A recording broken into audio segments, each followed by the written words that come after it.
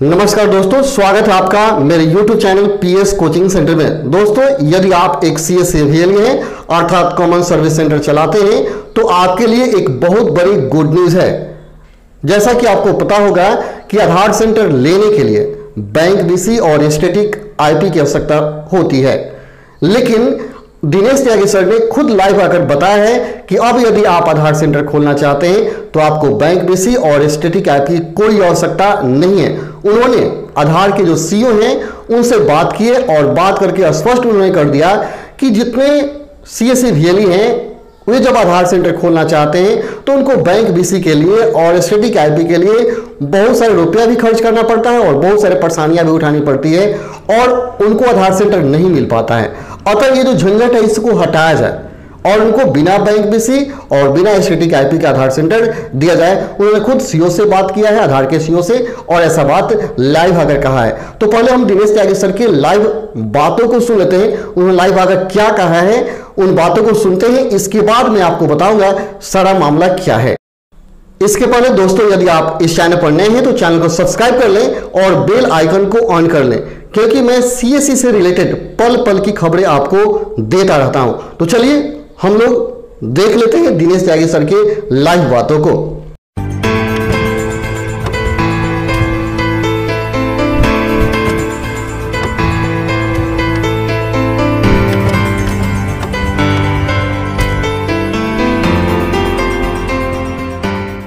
काम बंद कर दिया गया था, तो हमारा सबसे बड़ा प्रॉब्लम था कि हमारे VLEs को बहुत तकलीफ हुई जब आधार की काम को सडनली सरकार ने बंद कर दिया।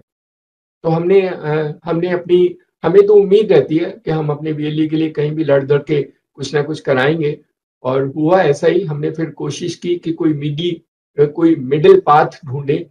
तो फिर हमने सरकार को कन्विंस किया कि जो CSC बैंकिंग का काम करते हैं, बैंकिंग कॉरेस्पोंडेंट है, आप उनको अलाउ कर दो शुरू में। तो वो एग्री किया गया। तो उन्होंने कहा कि 15,000 CSC को शुरू में हम UCL आधार अपडेट का काम शुरू कर सकते हैं।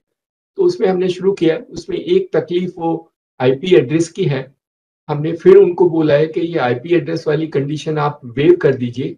तो अभी नए CEO आए हैं, उनको बताया गया है, वो एग्जामिन कर रहे हैं।